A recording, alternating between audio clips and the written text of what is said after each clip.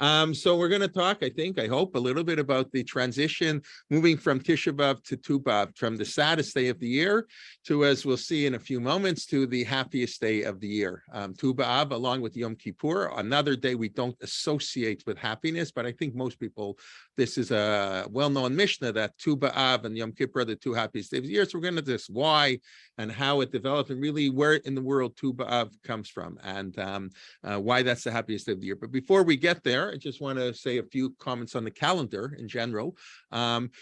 The first comment I'll make, just again, is sort of in an upbeat mood. There's an amazing, I know it wasn't on Safari. I have to complain to Sarah. They just have the, in Sefer Mitzvot of the Rambam, they don't have this whole explanation. So, you know, the Rambam wrote the Mishnah Torah. That was a summary of the entire Jewish law.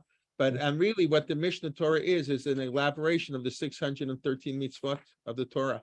And he wrote a book. He wrote an introductory book known as Sefer Mitzvot. And the Rambam had a problem, not really for now, is there 5 million mitzvot. And how do you compress thousands and thousands of mitzvot to 613? Okay, that was the Rambam's job. So in mitzvah Kuf Nun Gimel, in mitzvah 153, that's the mitzvah to be Mekadesh the Chodesh, to be Kiddush HaChodesh, the first mitzvah given to the Jewish people to set up a calendar. Slaves in Egypt, time is meaningless. So if we're going to be a free people, we have to have a calendar. So that's the first mitzvah. Rashi says the Torah should begin there. So now we do not, I don't think, does anybody associate this mitzvah with Eretz Yisrael? Is this a mitzvah hatluya ba'aretz? Would anybody say that Kiddush HaChodesh has any connection to the land of Israel? Nobody wants to answer? Tova, can I pick on you? No, Adim came to Beitin.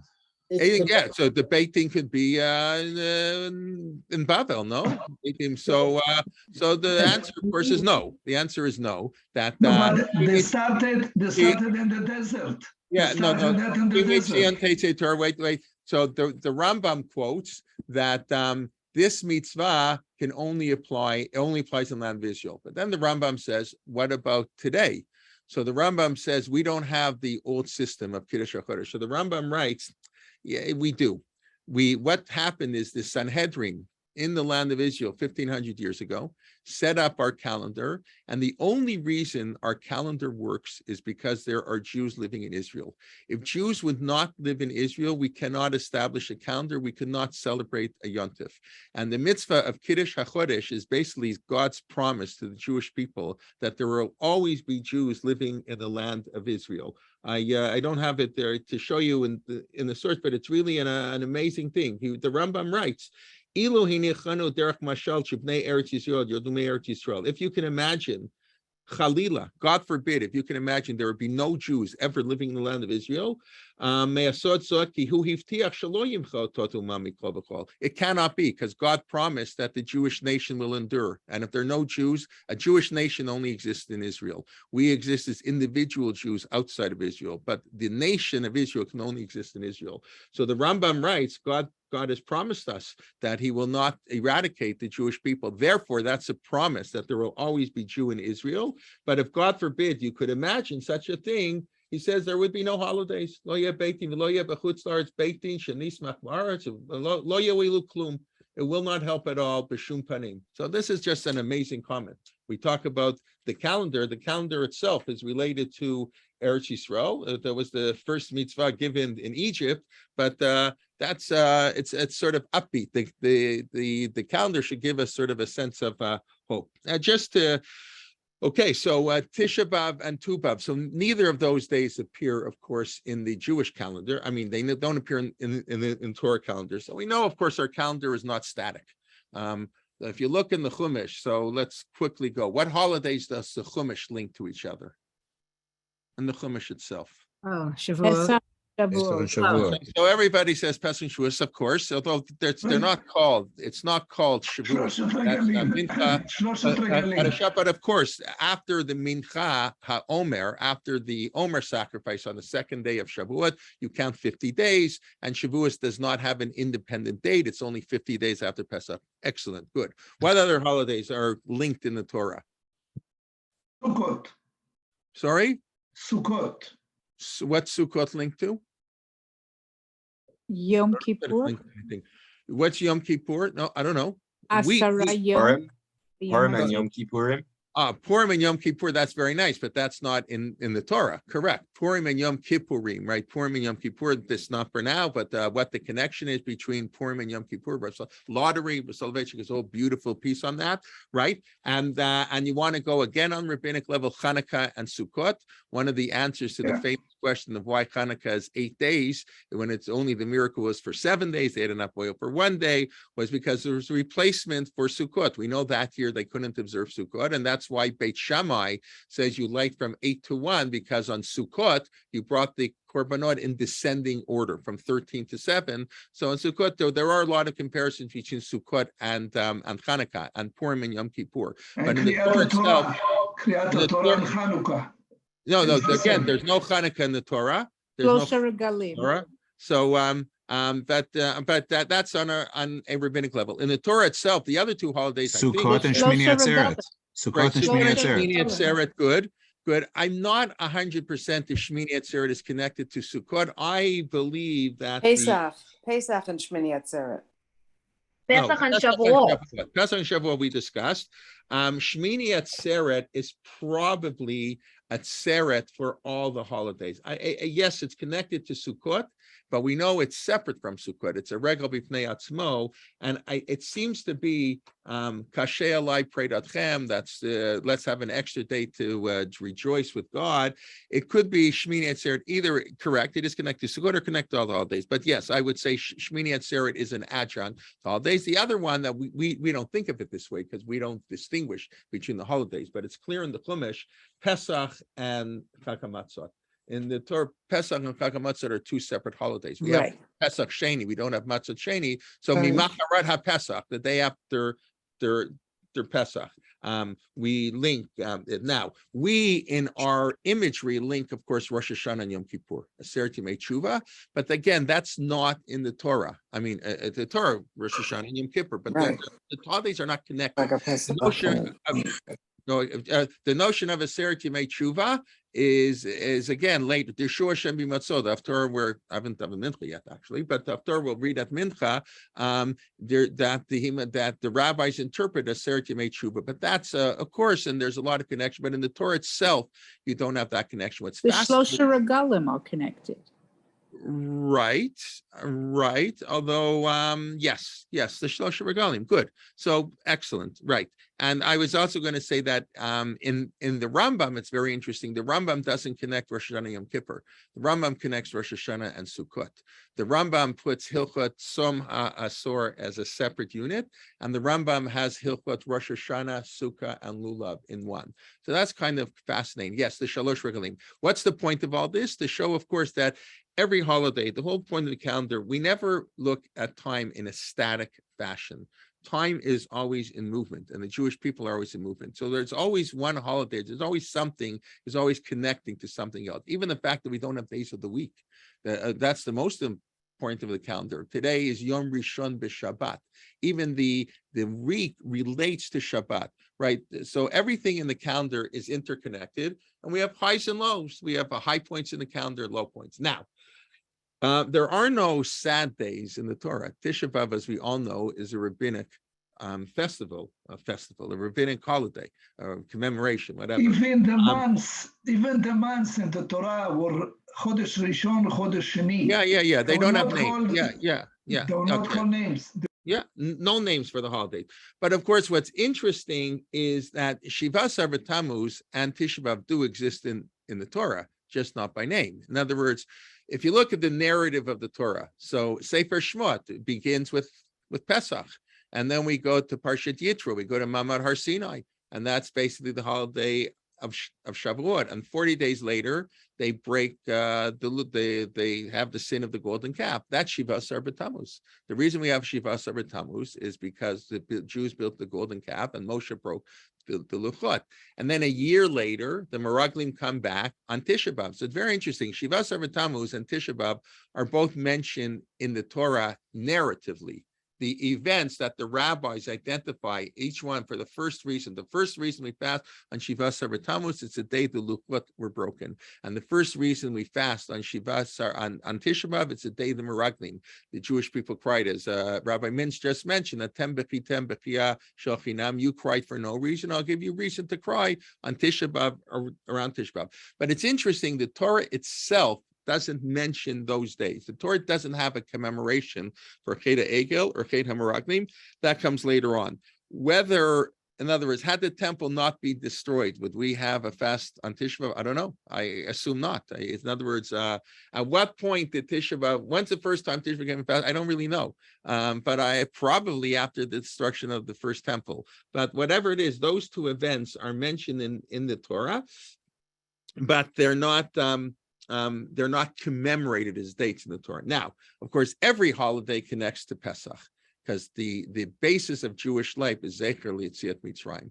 Zecher L'Sinai, we don't have so much. Everything we do, Mezuzah and Shabbos and Kiddush, every Pidyon Abain, I mean, every other mitzvah is Zecher L'Yetziat Mitzrayim. The be-all and end-all of Jewish life is at the Exodus, not Matan Torah. Of course, it's important. We got it. We took out of Egypt, to get the Torah. But the basis of Jewish life all originates in Egypt, and that's why, of course, our calendar is based on Pesach. Atbash.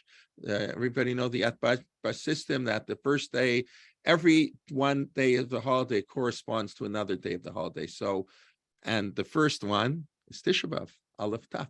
So this past year, the first day of Pesach was on a Shabbat, so Tisha B'Av's on Shabbat. We push it up a day. Beit Shin Bash. So this Shavuos this past year, if you remember, was on Saturday night. Gimel Reish, Gimel Rosh Hashanah. So Rosh Hashanah this year, in a couple of months, going to be on a Monday night, Tuesday. Dalid Sadi. Dalit Tzom is Yom Kippur will be on a Wednesday, etc. You go through the whole system. Zayin Ayin, the seventh day of Pesach, and Yom Ha'atzmaut also fit in for those who likes those nice coincidences. But that's Atbash. It's a cute way. It's the way our calendar is set up, but it's more than a cute way. It's telling us that every holiday is in some way connected to Yetziat Mitzrayim. Now, what's the connection Tisha B'Av to Yetziat? So the simple one is the kina we had this morning. B'tzeiti mi Mitzrayim, b'tzeiti mi Yerushalayim. I don't know. I said the kina the morning. Eshtukad b'kerbi. There was we contrast how the joy when we left Egypt. We go through all 22 letters of the alphabet, and the mourning that we had when we left Yerushalayim. So you see the connection between Tisha B'Av and Pesach, and of course, thematically. What was the goal of the Exodus? If I say, why did God take us out of Egypt? There are a number of reasons, for sure. To bring us to Eretz Yisrael. Okay, that's true, but what's the number one goal, or what's the number one thing we're supposed to learn from our sojourn in Egypt? Sinai. No, what's the most important thing we're supposed to learn from the fact we were slaves in Egypt? Is to be nice to strangers. You were strangers over and over and over again. The Torah tells us that so many times. By the way, it's very fascinating that the Gemara tells us that it appears 36 times in the Torah. Somebody wrote an article when where exactly are the 36 times Torah, and then the Gemara says maybe 46 times. That's a Gemara in Bava Metzia. That Gemara appears right after the story of Tanur Shalachnai. It's part of Onat Varim. It's taking advantage of people. That's the Gemara's hint that the way they treated Rav Elazar Hagadol and Tanur Shalachnai was oppression, because the Gemara says the most important thing is not to oppress people. So 36 times, at least in the Torah, that's the main message of leaving Egypt, to be nice to the stranger. And of course, that's and to fulfill the promise. What happened and to on fulfill Tisha B'Av. The promise from Brit Ben Avtarim. I'm sorry. Yeah. I all that is true. I'm saying there are many reasons we left Egypt, but the point that Torah stresses the most is to be nice to strangers. It's the kind of thing we're saying before. Always the right. What does Yeshayahu complain about? What is read the Haftorah we said yesterday? Complains. What do all the Nevi'im complain about? They don't complain about Shabbos and Kashrut. They complain we oppress the poor and we don't we mistreat the orphan and the widow. That's what they always complain about. That's Sefer Yonah. That's always what we complain about. Okay, so that you see the connection between the various holidays are all connected, and Tisha B'Av, we haven't gotten into Tu B'Av yet, right? So we've shown Shivas Arba Tammuz is in the Torah and Tisha B'Av in Torah, not directly, but the events are in the Torah, and then later on that becomes commemorated. But all the holidays are connected. Now, what Shivas Arba Tammuz connected to? Which biblical holiday Shivas Arba Tammuz connected to? It's an easy question. I think you all know Yom Kippur, really. Of course, Yom Kippur, because Yom Kippur is the forgiveness for Chet Egel. So Shivas Arba Tammuz is the same way Chanukah and Sukkot and Purim and Yom Kippur. Purim also clearly Shivas Arba Tammuz is connected to Yom Kippur. So we'll get to now. We'll have to figure out what Tisha B'Av, what's the antidote, and basically I could tell you the end before the beginning. What we're going to show, what I hope to show, is that Tu B'Av is the same way what Yom Kippur is to Shivas Arba Tammuz, Tu B'Av is to Tisha B'Av. So a lot closer together. The idea of the tikkun or the tshuva, the acceptance, the sicha mechila for Tisha B'Av on Tu B'Av. Now, just one other kind of interesting point, and Shivas Arba Tammuz, the two great sins in the desert, the Shivas Arba Tammuz and Tisha B'Av, that's the sin of the Chet Egel and the sin of the Meraglim. Those two are interconnected, right? Nothing, every story, every point. You can never read anything in isolation. But in fact, that comes up, it's very beautiful, very simply on Yom Kippur, right after Kol Nidrei, we quote the pasuk. What's the pasuk now? Salachti kidvarecha. Yeah, where does that come from? Yeah. And where does that come from? That comes from Meraglim. Meraglim. Isn't that interesting? Doesn't come from Chet Egel. We're on Yom Kippur here. It's very fascinating that the pasuk we do to introduce the forgiveness for Yom Kippur comes from Chet HaMeraglim. That has nothing to do with Yom Kippur. That's I understand Chet Egel has to do with Yom Kippur. So I just find that an interesting point. It's connected, and these sins are really double. It's once God was punishing us for Chet HaMeraglim, the Chet Egel plays a major part in that too. In other words, the Chet Egel we sort of held in abeyance. Let's see how the Jewish people do. And in other words, each one individually, maybe we could have lived with, but the combination of the two is we couldn't. So I just find it sort of just as an aside, Chet Egel is sort of the Chet of Aaron. We know that whether Aaron was justified or not, but we know that God didn't fully justify Aaron, because when we're going to read next Shabbos, not Vatchanan and the Akev, when Moshe Rabbeinu recounts the Chet Egel, and he says he prayed very hard that God shouldn't destroy the Jewish people. So he writes that God was really angry at Aaron, and he was going to wipe him out. He was going to kill Aaron. After all, Aaron was the one who gave the advice that led to the building of the Chet Egel. Aaron hitanaf Hashem mo'od lahashmido. That's what God was really hitanaf Hashem mo'od lahashmido. Those are really strong words. Hitanaf, mo'od, hashmid. These are really, really strong words. That's how God felt towards Aaron. Vet palel, gambar Aaron, I daven. And what does Rashi say? I was semi-successful. Elazar and Itamar were spared, but Nadav and Avihu were killed. So, again, we don't have time to get into it, but a very powerful Rashi. In other words, the deaths of Nadav and Avihu was a punishment for Aaron, because we don't know what they did so wrong. And this is again, that's an unbelievable idea. But the Chet Egel, of course, is symbolized by Aaron, and it's the and from the Chet Egel comes the Mishkan. At least according to Rashi, the command to build the Mishkan is only a result of Chet Egel, and that's of course the role of Aaron. Aaron as sort of you want to call it a tikkun for Aaron after the Chet HaEgel, which Aaron did. We built the Mishkan, and the Mishkan, of course, is the role of the Kohanim. The Chet HaMeraglim, that's Moshe Rabbeinu.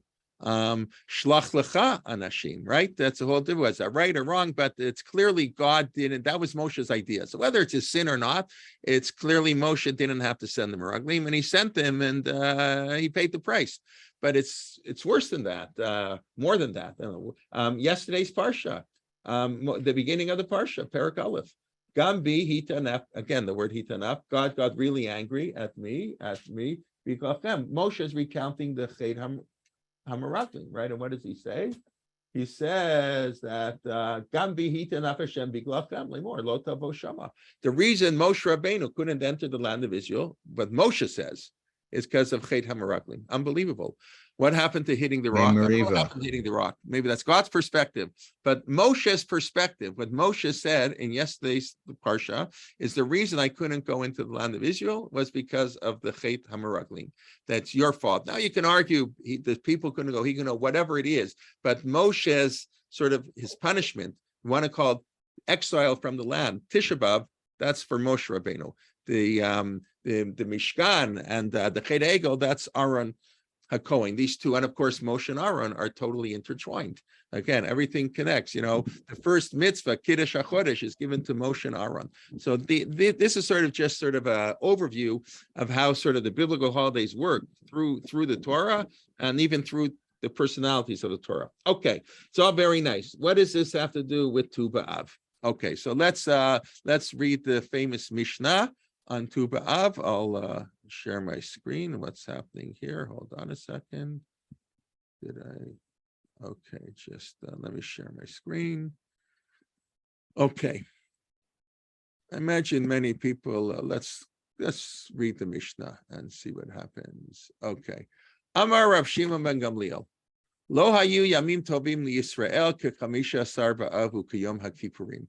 So right away, the Mishnah is connecting. This is the last Mishnah in Masechet Ta'anit.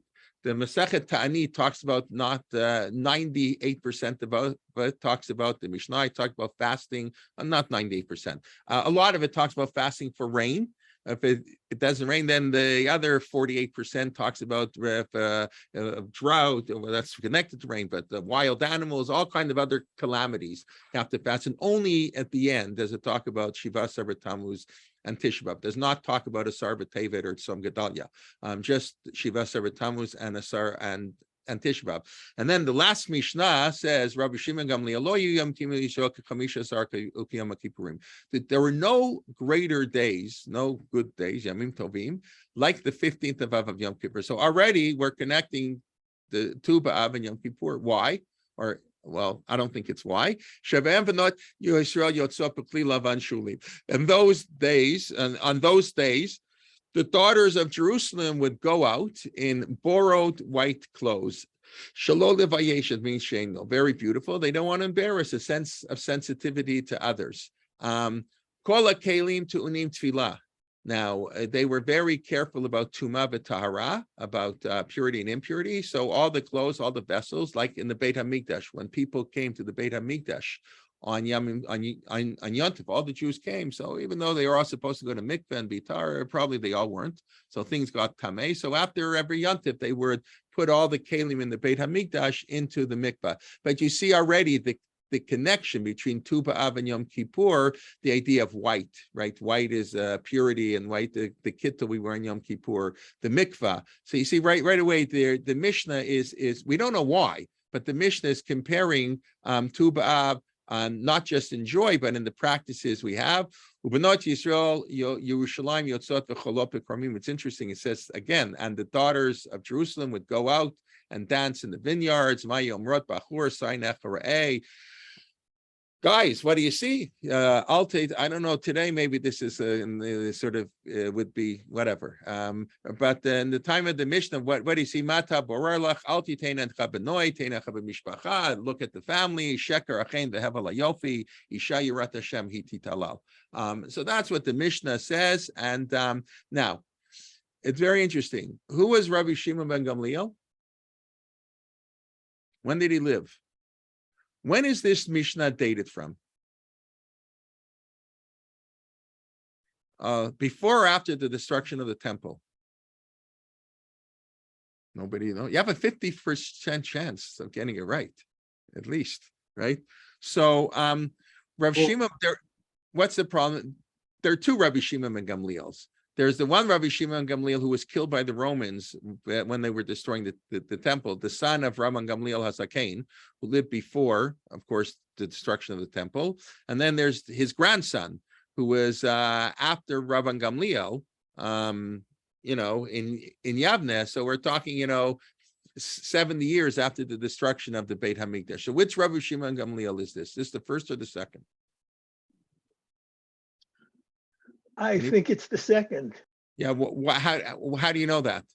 Because the tense, lo hayu. So I think, yeah. I mean, it's interesting. In Sepharia, they wrote it could. They weren't sure. They sort of wrote they don't know. And to me, it appears pretty obvious. First of all, they're not Jerusalem. I don't know. After the temple, how many maidens lived in Jerusalem? You don't have not Jerusalem. And going to mikveh, tumah, v'tara, these are all pre-temple, pre-destruction notions. And the joy, it's hard to believe that right after the destruction of the temple, but it seems to me that this Mishnah is taking place, it's taking place on while the Beit HaMikdash is standing. Now, this is a very audacious Mishnah, because what does that mean? What's a more important day, Pesach or Tu B'Av? What do you mean? Lo yu yamim tovim Israel ketuba. I understand Yom Kippur. Saying Yom Kippur. Yom Kippur is a day lifnei Hashem titaru. It's a day we stand before God. But what do you mean? Tu B'Av is the who ever heard of Tu B'Av? What event happened? And even if so, how can you make it happier than any other day? So that's the question. So let's read through the Gemara and then we'll talk about it a little bit more. So the Gemara is what happens here? Okay, the Gemara Ta'anit. Okay. So the Gemara says like this. The Gemara in Tanit Skar says,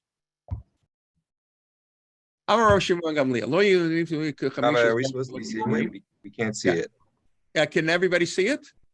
No, we're looking at the We see your email. We're looking at your email. That's very funny. That's I switched it. Okay, you're looking at my emails. Anything private you shouldn't know about? nothing too exciting. Don't worry about it. Okay, no, I haven't even. Okay, hopefully this will work.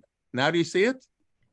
Yeah, Yeah. much better. Thank you. Yeah. Great. Okay, thank you for letting me know, because when I switched it, I guess it didn't switch. Okay. So the Gemara quotes the Mishnah. Bishlama Yom Kippurim. I understand why Yom Kippur is a very happy day. Mishum de'it be'slicha u'mechila, because it's a day of forgiveness, pardon and forgiveness. Yom Shenitno Bo Luchot Achronot. The days the second Lucha were given. Again, is that one reason or two reasons? Think about that. We'll come back to that. Right? Is it one reason or two reasons? In other words, it's a day of forgiveness and it's a day we got the Torah? Or is it because it's a day of forgiveness, that's the forgiveness is shown through the giving of the Torah? The way the Mishnah reads, it sounds like it's two reasons. But the way we tend to understand this, like one reason, because how did God show that he forgave us? He is the Luchot Achronot, but you don't have to read it that way. You can read it. They're two separate things that come together. Okay. Anyway. If it was the two separate things, I think you'd have a vav. No, Viyom. Viyom. Yeah. I mean, I do think it's one thing. I do think it's one thing, but whatever. I just pointed out in here they put a comma. That indicates it's two things, right? Whoever edited here the Gemara probably thinks it's two things. I don't know. Okay. Ella Chamisha Sarvav Maihi. What happened on the 15th of Av? So now we're going to have 6 answers that we're going to quickly go through. So already, whenever the Gemara has 6 answers to a question, it means they really don't know why. They're right. Everybody's giving another reason, but we'll see what's the unifying force. So number 1. Yom Shehutru Shvatim Lavo Zebazeh. This is an unbelievable reason. It's the day that tribes can marry one another. What does that mean? What do you mean? Why can't they marry each other? Is that going back to that story in Shoftim but the story's not there, but it's the aftermath of that when Binyamin was wiped out. That's the second reason. You're sorry, ahead of us. You're ahead of us. Yes. So that was last week's parsha. Whoever was in shul last week, I know that's the dangerous thing. You're not allowed to ask questions, things we just read, right? So the end of Sefer Bamidbar is But not Slav Not Slav Not Slavkod. And the Torah tells us that the men of not Slavkod, the people of Shevet Imanashe, they were upset. They were going to lose their daughters, their sisters there, whatever, right? The not Slavkod, they're going to get a Yerusha. They're going to get an inheritance of land. No, they're going to marry somebody from Reuven. Or maybe not Reuven. He's on the other side of the border. But they're going to marry somebody from Yisachar, from Zvulun. They're going to marry. And that portion of the land will be, our tribe will lose that portion of the land. And therefore, that's not good. So the Torah says, okay, you're right. You know what? You can only marry people in your own tribe. Wow, that's pretty amazing.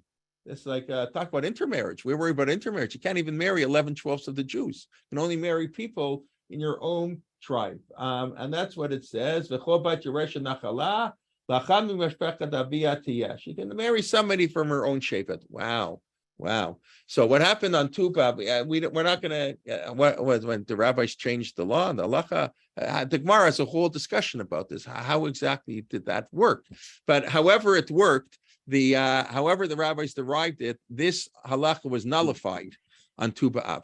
And the fact that Jews could marry each other on Tu B'Av is a reason. That's why it's such a great holiday. It's also a very beautiful thing. You can get married. That's the happiest day of the year. That's the happiest day of the year. The Jews can marry each other. Okay, so let's continue.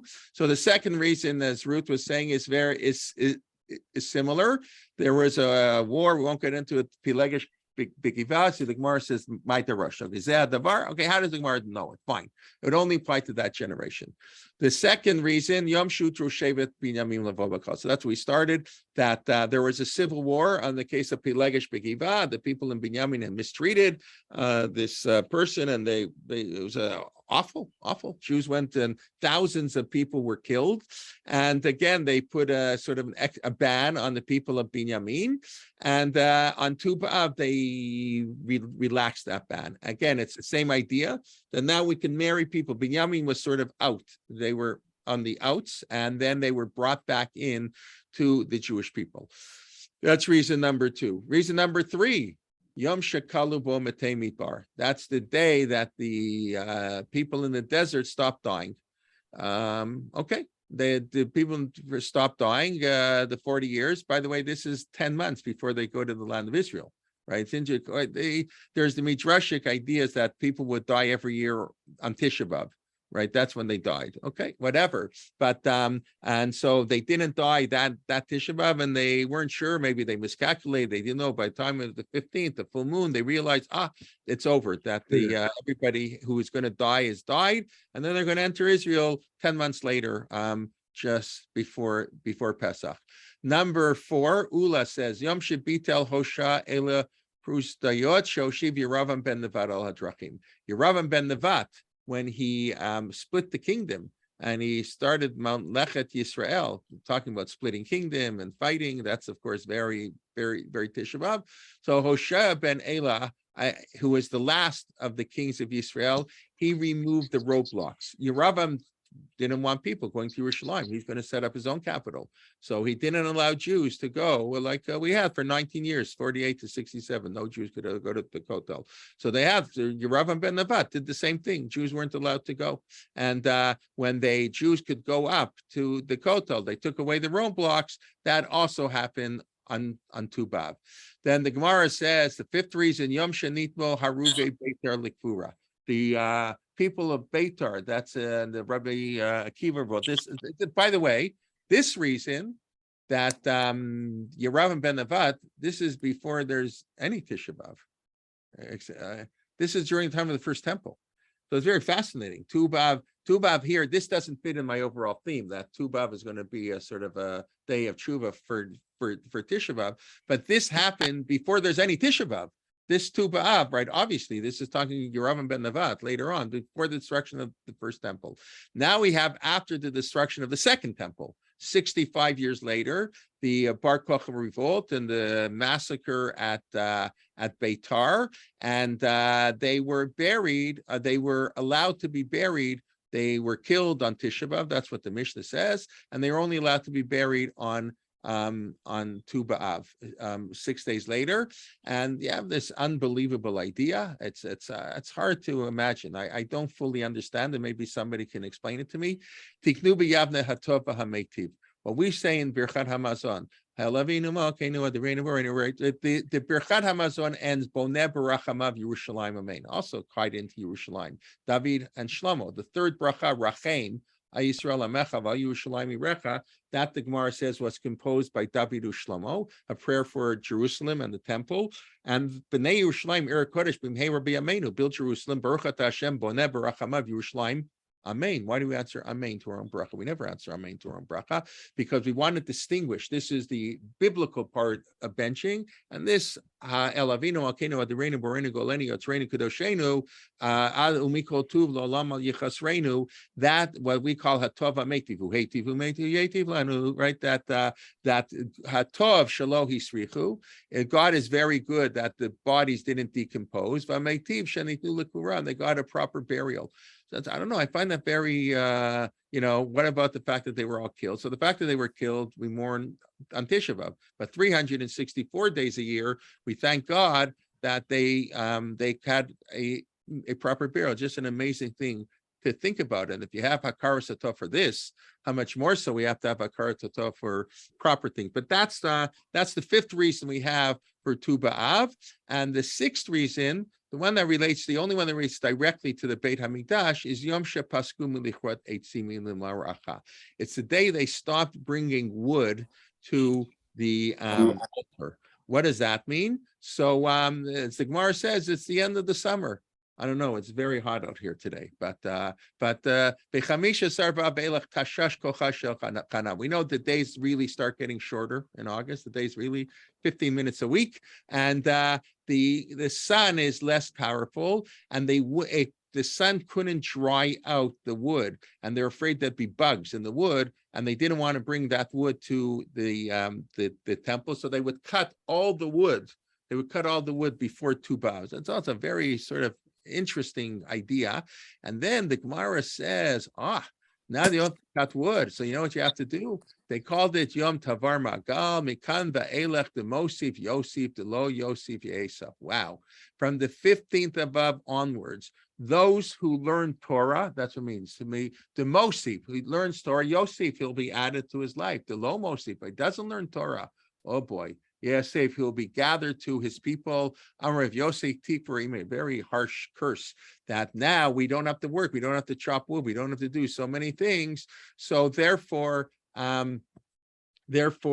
have time to learn Torah. So those are the 6 reasons the Mishnah or the Gemara gives why we celebrate Tu B'Av.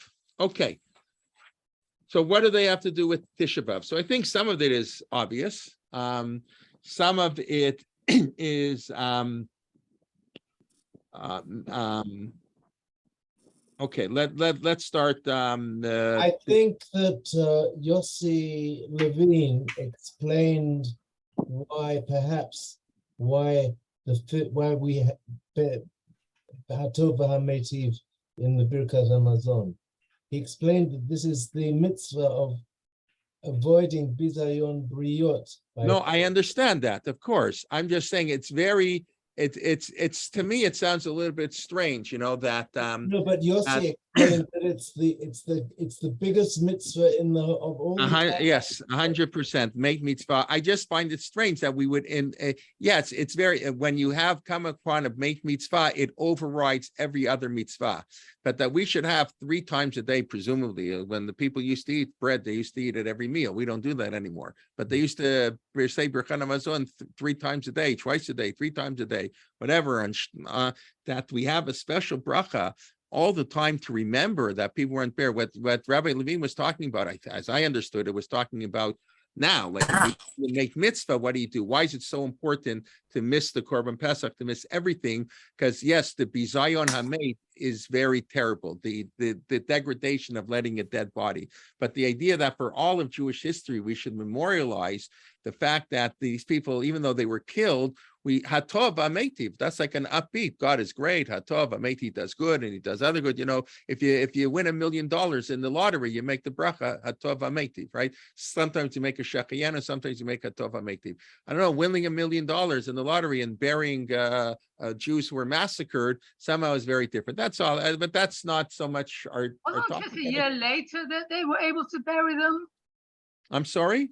Wasn't it a year later that So, they you know, I could bury be them? wrong. I just assumed it was a week later, but No, in any well, I case, think it was at least maybe. No, it was a very long time later. a Yeah. That very was long why time. it You was might such be a right. That's block. why Okay, they said okay. Hatov Ametiv, because Okay.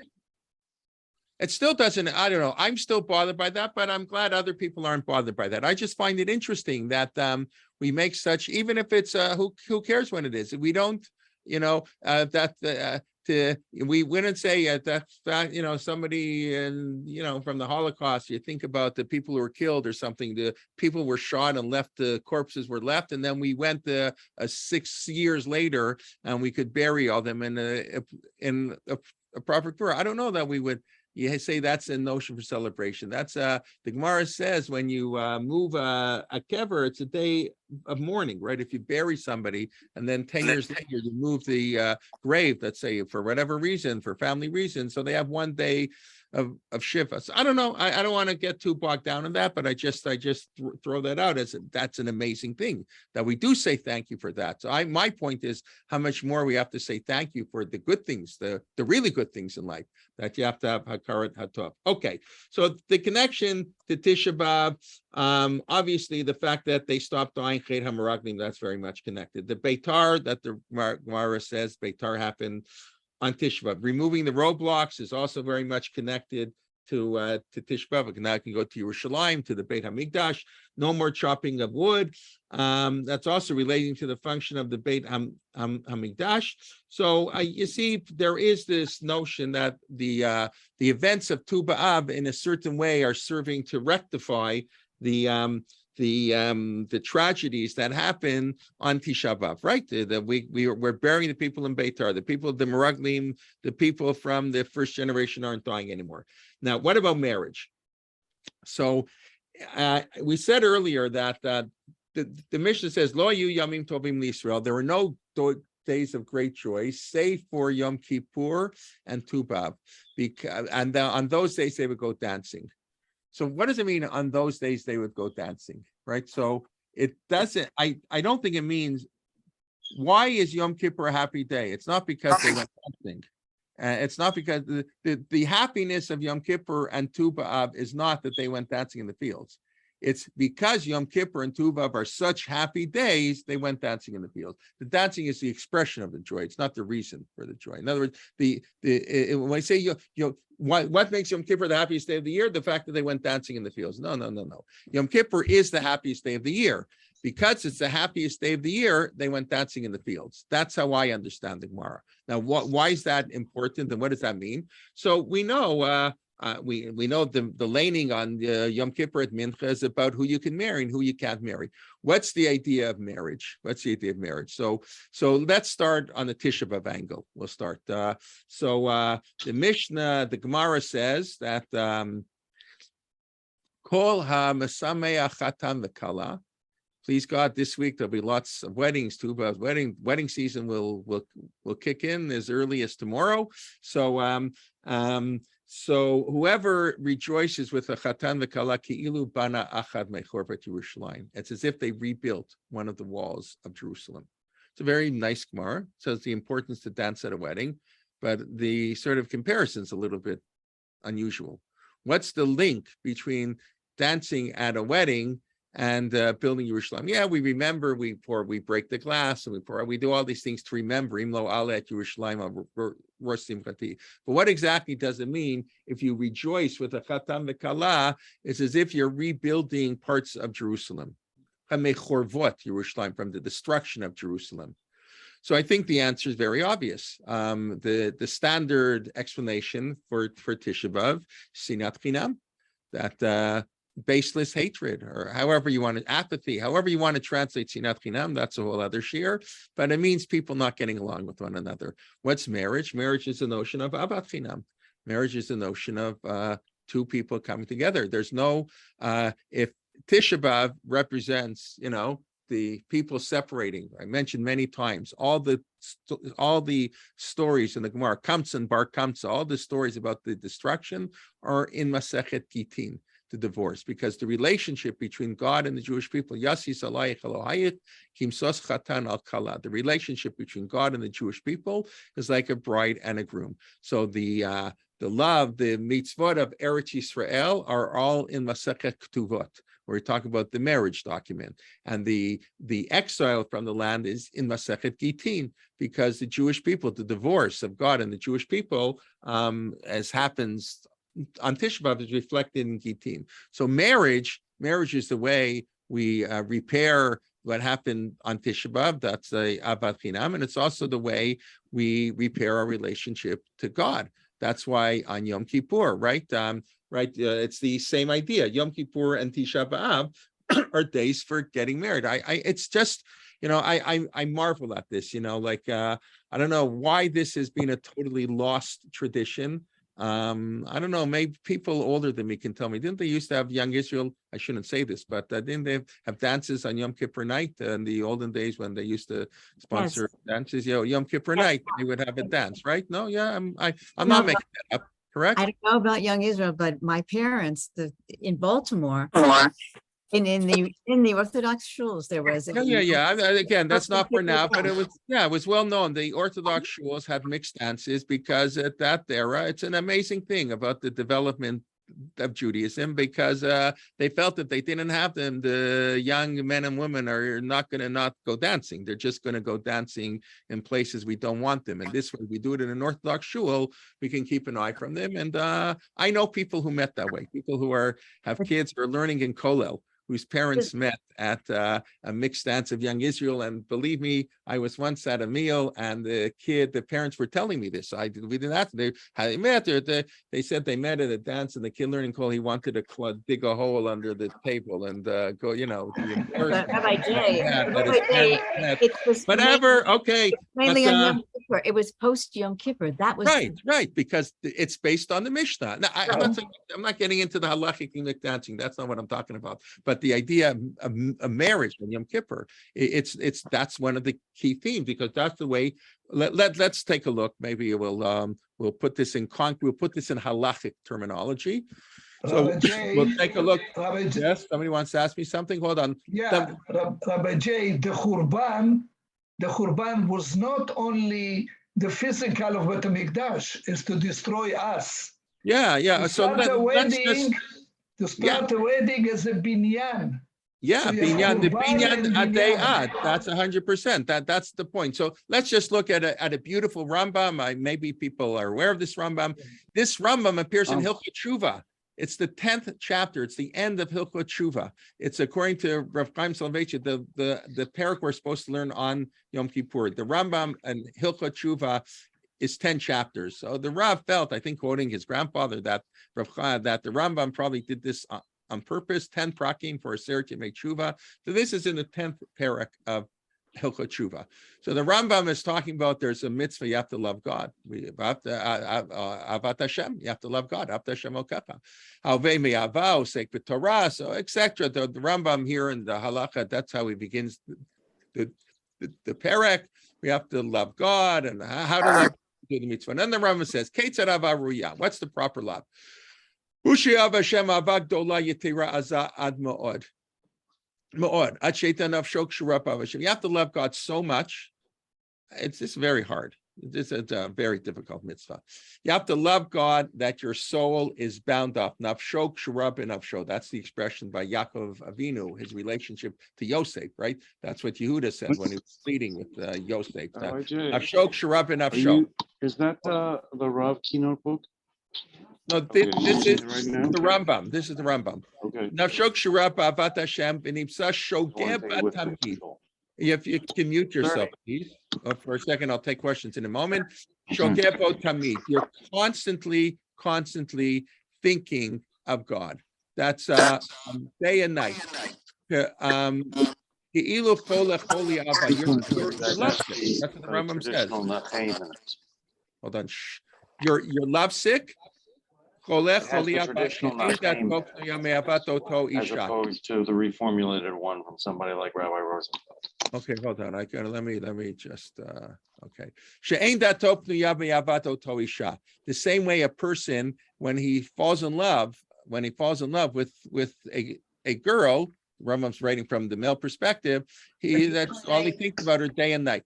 Who shogebo tamid. So that's how you have to love. By what Rabbi M said the end of the fast is, or by what actual sense it says the end of the fast? Hold on. If somebody asks me a question, do I have to mute everything? Just Shabbat on the fast is ridiculous. Okay, we'll talk after you pray. Pray, we'll talk. Oh, my God. hold on. Okay, let me mute everybody. You can mute yourself. I'd appreciate that. Thank you. Okay. So the Rambam says the way to love God is the same way we love the same way when a man falls in love, he thinks about his girlfriend 24/7. Right, the youthful love, shir hashirim, right, and that's how we're supposed to think. That's our motivation of God. Now, you can't do both. I mean, if you're, so what does the Rambam mean? Meaning the love of your wife, or the love of your spouse, let's say, and love of God. It's through the love of your spouse that we come to love God. That's the whole notion, that that's the completeness of man. Getting married is an act of tshuva. It's not a coincidence. We say al chet, like we do on Yom Kippur, on the day you get married. Marriage is the way we go closer to God. What's an Ezer Kenegdo? An Ezer Kenegdo is somebody who helps you develop your relationship to God. That's the Jewish, yes, you can be in love, but the Jewish view of marriage is that the goal of love is that God created us this way, so two people should come together in deep love, and they should then help each other to develop their love towards HaKadosh Baruch Hu. So that's why marriage is the highest act of tshuva. Now, there's a second high act of tshuva, and that's Rav Soloveitchik always developed the notion of shiva. When you sit shiva, the purpose of sitting shiva is to do tshuva. It's very sort of, wow, the two opposite sides of life.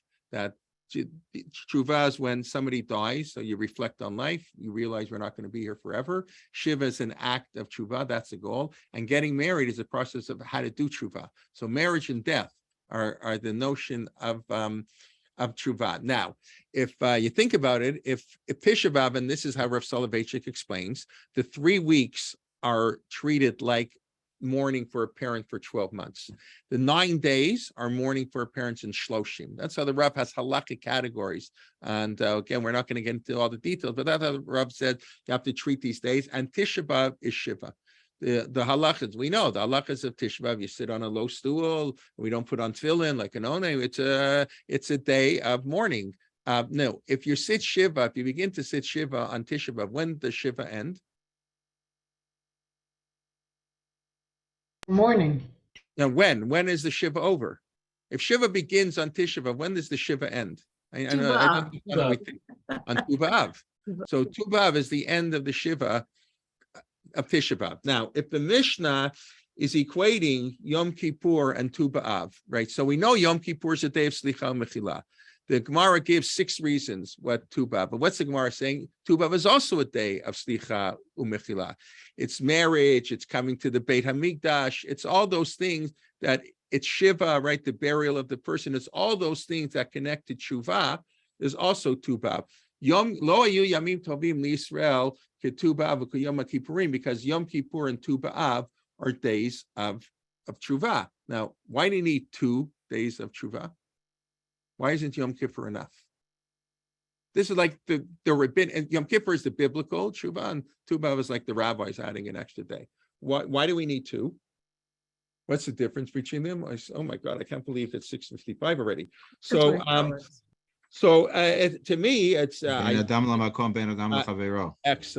excellent. Yom Kippur is Bein Adam L'Makom, and Tu B'Av is Bein Adam L'Chavero. We need to now, of course, again, they're intertwined, but Yom Kippur focuses Lifnei Hashem Titaru. We come before God. It's we separate from our wife on Yom Kippur. It's the focus on God. Of course, the goal of that is to be nice to, to develop our relationship. But Yom Kippur is a day of tshuva between man and God. You cannot do tshuva between man and God if you haven't done tshuva between man and man, right? Everybody knows that halacha. God can't forgive sin between man and man. So Tu B'Av in many ways is the beginning of the Yom Kippur season. What can I tell you? Elul, we're blowing shofar in a couple weeks. Tu B'Av is the tshuva that has to precede Yom Kippur. It's the tshuva of Bein Adam L'Chavero. Tisha B'Av is Sinat Chinam, the Chet HaMeraglim. We look at the Chet HaMeraglim, the rejection of the land of Israel. That's true. But read the Parsha. Yoshua and them, they're arguing, they're fighting, and everything's bochel and mishpachotav, everybody's separated.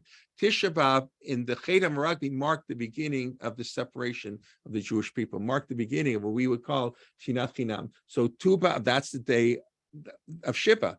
To do tshuva, Tu B'Av is the conclusion of the Shiva of Tisha B'Av.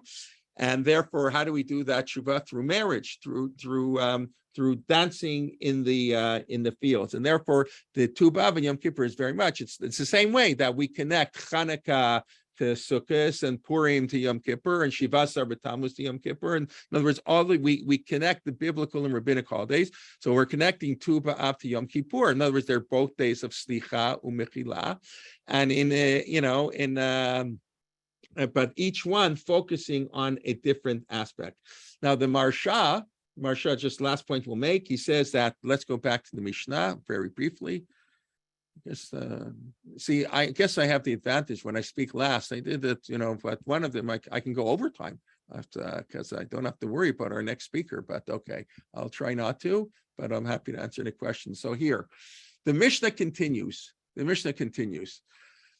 Sheker Achein Nevayofi, they're dancing out in the fields. So if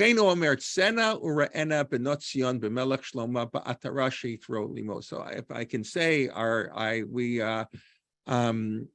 go out and see, this is a pasuk in Shir Hashirim. The daughters of Zion should go out in the king Shlomo,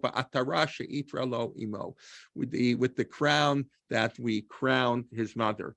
I can say our daughter Atara, who we named on Shavuot, this is where, I spoke, we named her Atara, and I spoke on this Mishnah about the Matan Torah. The Mishnah says, B'yom Chatunato, the day of the wedding between God and the Jewish people, B'yom Simchat Libo. B'yom Chatunato zu Matan Torah. The marriage between God and the Jewish people is Matan Torah. Let's say that's on Shavuot. Also in Yom Kippur, the second Torah afterwards. B'yom Simchat Libo is Binyan Beit HaMikdash. Shevanevim Hey Rabbi Yameinu. It's very interesting. I don't have that so much. The Mishnah actually adding a prayer. B'yom Simchat Libo is Binyan Beit HaMikdash. And the Marsha is saying that's what Tu B'Av is about, of course. Tu B'Av is rebuilding the Beit HaMikdash. How do we rebuild the Beit HaMikdash? Through Ahavat Chinam, the famous line we all know of Rav Kook. The temple was destroyed because of Sinat Chinam, and the temple will rebuild because of Ahavat Chinam.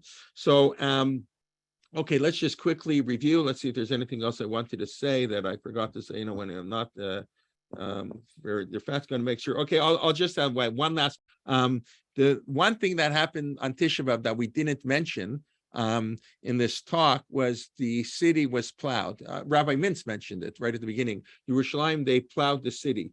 So I find that's very interesting.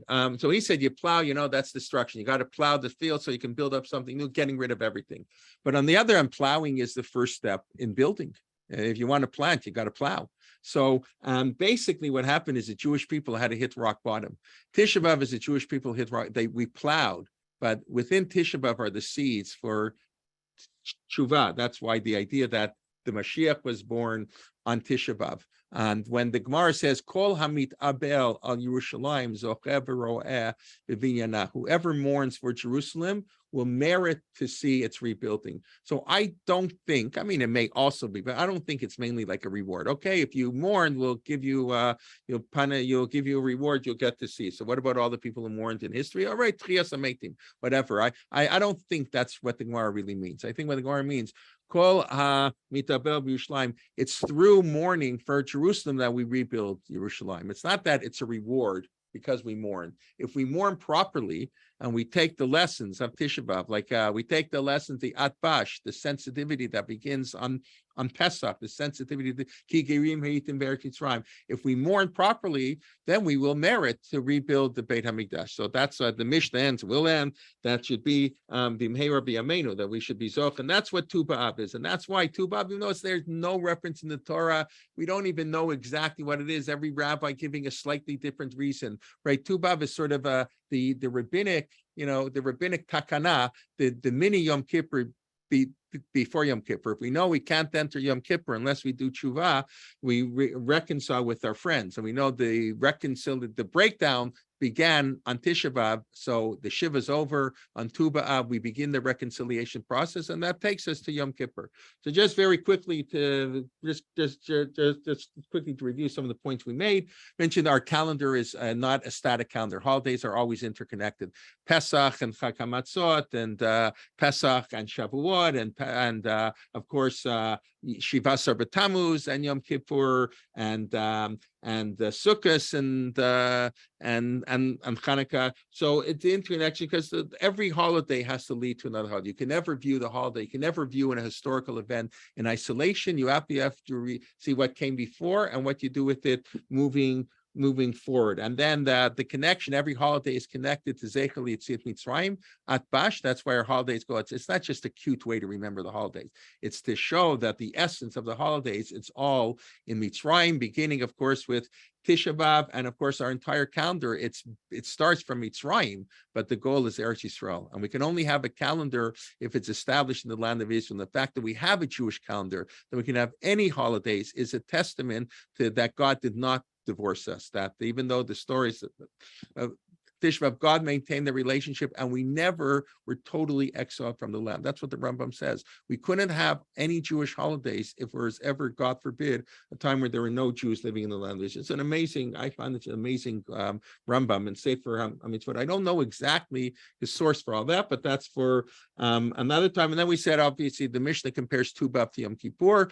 We understand why Yom Kippur is a happy day. We don't know exactly why Tu B'Av is. The Gemara gives all kinds of reasons. That seems to be most of them are a corrective to Tisha B'Av, but the same way Yom Kippur is a Yom Slicha u'Mechila, they of forgiveness, and they're comparing the two. So obviously Tu B'Av is a day of forgiveness, and we need the 2 days of forgiveness, because one is man and man, and one is man to God. And the way we celebrate that it's a special day of Slicha Mechila is by dancing in the field, by getting married, because marriage is the way of tshuva. Marriage helps us both in our relationship. It's ahavat chinam, it's the corrective to sinat chinam. Obviously, two people can care so deeply for one another and build a life together. That's Bein Adam L'Chaveiro. And of course, Bein Adam L'Makom, as the Rambam writes, through marriage, each one helps the other grow in their relationship to God. So that's why it's on Tu B'Av. We celebrate this by acts of marriage. So we should be zochet to celebrate Tu B'Av. And I don't know, I think they should bring back a lot of these practices. I think they may say a few less piyutim, and people should go on dates on Yom Kippur afternoon. We have a big shidduch. I'd say this not jokingly. It's really it is a time for singles to get together. That's how the Gemara says. It's not the way we view Yom Kippur, but it's the way the Mishnah viewed Yom Kippur. What can I tell you? That's the way to come. Okay, let me just see if there are any questions. Thank you so much. Thank you so much. Okay, thank you for staying. Really, and please let me know if I owe anybody a dinner, as I said. No, you don't know No, you anybody. don't know anybody. You can be mochel on the dinner, but I still owe it. You a dinner. Oh, you Thank owe me a Have dinner. that Okay, dinner. okay, great. Let's go. Yes, guys. I'll tell you where I want to go. I Take out agree the with you, family. Debbie. We Okay, owe hold we owe on. him a dinner. Rabbi, Right. you gave us, Right. Rabbi, you gave us food for thought. Oh, there you You go. nurtured Okay, souls. okay. Rabbi, we Nurtured owe Just you. let me see the comments very quick. It was a Back in the tremendous day, day. There was Tremendous. mixed answers in the Akiva, the tremendous. only Thank one I you ever saw so was the much. woman who worked at Carmel Bakery. Yeah. Listen, what can I tell you? I mentioned before when I was talking with Rabbi Mintz how Tisha B'Av has so it didn't be not just because we didn't have technology. Tisha B'Av was a day you went to Mumble King. I remember the first year when I introduced, I used to, besides the program I did, I would do a 3-hour explanation of keynote. First, I was a rabbi of a shul here, a small shul, and I would do it myself, 3 hours explain keynote. And I got a lot of flack over it because I skipped 2/3 of the keynote, or 3/4, but it took me 3 hours to say the other quarter, and I got flack. How can I skip keynote? That's not orthodox, it's not religious. Today, I think, thank God, that's I think I don't know any shul that says all the keynote. That's the common way to do it.